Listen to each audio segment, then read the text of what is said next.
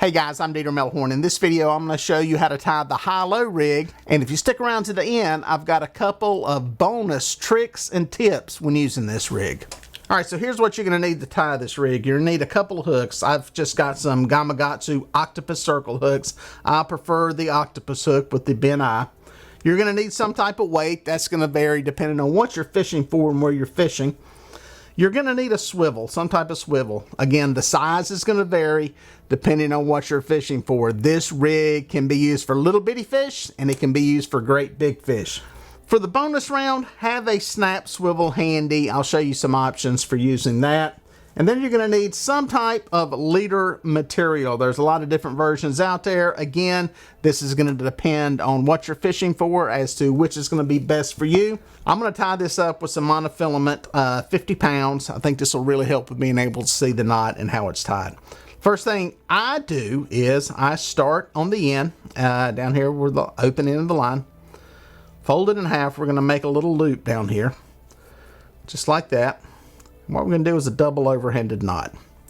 We're going to go around once, go through it, boom. You're through the loop like that. You're going to go through it one more time. Basically what this is doing is creating a loop at the end of your line. This is where your sinker will attach.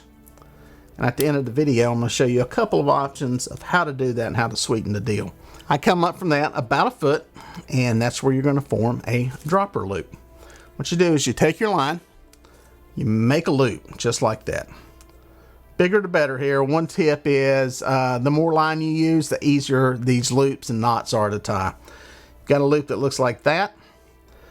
You got this. You're going to come over and pinch this right like that. So you've got another one right there next to it. You're going to take that loop you just created, and you're going to wrap it around here about 4 or 5 times. You're left with that right there. All right. You basically got 2 loops here.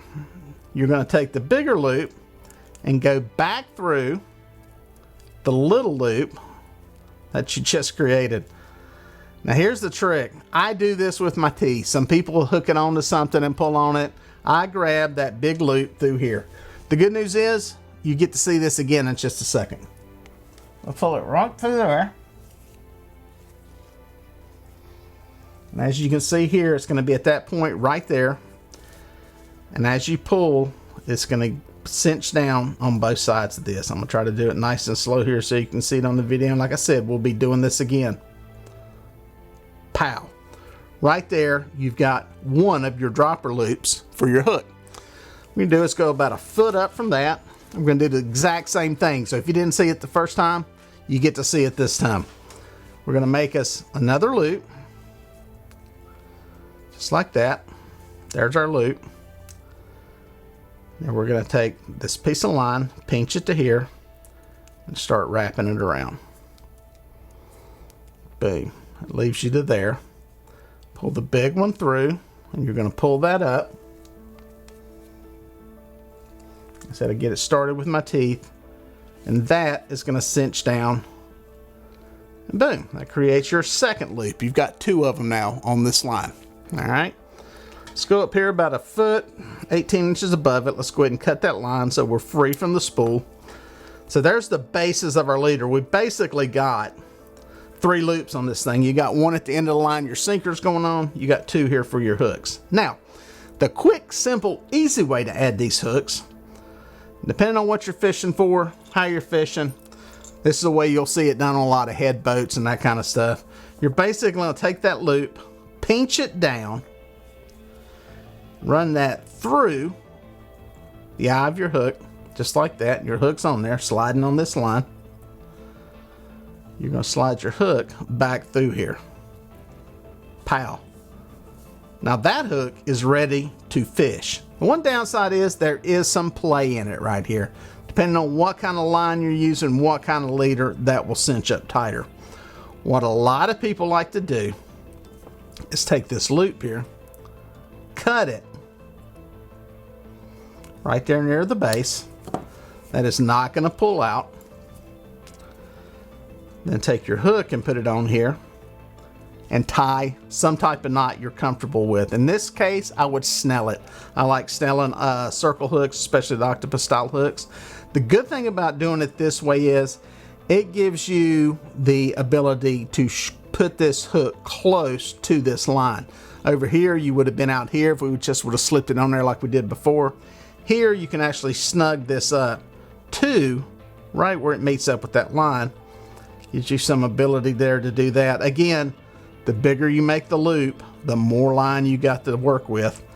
It's going to be a little bit tight here, but luckily I tie a lot of these snell knots. That through there, boom. Again, doing what your dentist does not want you to do, using your teeth. I do not suggest biting line in half. Bad idea. But you got that on there, clip off that little tag in, and boom, you've got that hook that is ready to fish right there. Again, same thing on this other end. You can go through, pinch that over, and we'll just do this the quick, easy way for effect. Put that hook on there, and bang, you got two hooks that are ready to fish. Now, that's part of your rig. The other variable is, up on this end, this is the end that goes to your main line. You can tie this directly to your main line if you want to. My suggestion is that you add a swivel. This will cut down on line twist, okay? Before I tie that swivel on, I'm gonna show you something else in just a second, but let me get the sinker end done so we're done with that. The sinker end's a little bit easier. With that loop that we tied on the other end, just take your sinker. This is a cannonball sinker. A lot of people in freshwater that bottom bounce love these things because they're not as apt to get snagged up. You just put that thing on there and man, it's ready to go. All that is you're just taking, if you didn't see that the first time, you're just taking that loop, pinching it over, pushing it through there, and that sinker is good to go. Okay, now it's usually pretty easy to swap out. Depending on how you're fishing, what you're fishing for, you may need to change this weight. You may need to add weight. If eyesight's an issue, fiddling with that thing is tough, what you can do is take that snap swivel that I told you to have. Put that on this line. You can tie it on here, or you can do that same little loop we did before. You got your swivel on that line now. The one thing about this is it allows this swivel to turn. It'll cut down on your line twist. And you've got this nice, easy to use snap on the end that you can swap sinkers out on very, very quickly. So two options on the sinker end. But back to the main line end. One bonus for you guys, especially freshwater fishermen that are fishing for catfish, stripers, other type of fish, is adding one of these rattles. This thing does a couple of things. One, it floats. It's basically a Zara spook blank. It's got little balls inside of it. It's a topwater lure. Fishermen that fish for catfish and striped bass use these things to basically as a float on an underwater rig, a santee rig. What'll happen is you can add this to this rig. You just run through here, and you can do this without tying, which is a bonus. Slip it on through there, slip it through there. It slides down. It's going to rest right around that hook down there. It's going to make you some noise, as you can hear. Then you just come up here on this end, tie your swivel on. I use an improved clinch knot. Very simple knot to tie. Quick, easy, it works great, especially with line this heavy. Again, using my teeth. I do like to trim the tags off on most of my knots just to help keep that from getting tangled up on stuff. But there's your rig. This one, again, with the Demon Dragon, got a little rattle noise. You got a second hook. You got your sinker down on this end. Now, you may be asking, when do you use this rig? What's it used for? Well, one, it's if you're in an area where you're getting a lot of fish, a lot of hits, especially small fish, you can go with a smaller version of this. I used it to catch perch and crappie. You can have multiple baits on there. One bait gets stolen, you still got another bait.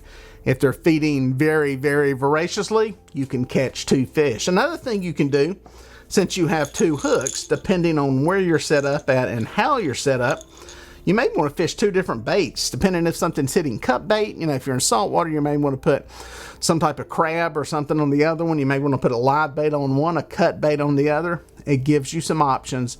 It gives you some variables that you can kind of take care of and encounter. And it's a very effective rig. Especially effective when you're fishing out of a boat because it allows you to fish it vertically, which I think helps. You can cast this out bank fishing and put it on the bottom also. So, you know, as soon as a fish hits one of these things, that's going to rattle, you know, and entice it by a more aggressive run. Sometimes popping that thing every now and then will at least get the attention of some fish that may come investigate, pick up on a cut bait scent, see your light bait, and come hit it. So, high-low rig, give it a shot. I hope you catch some fish with it.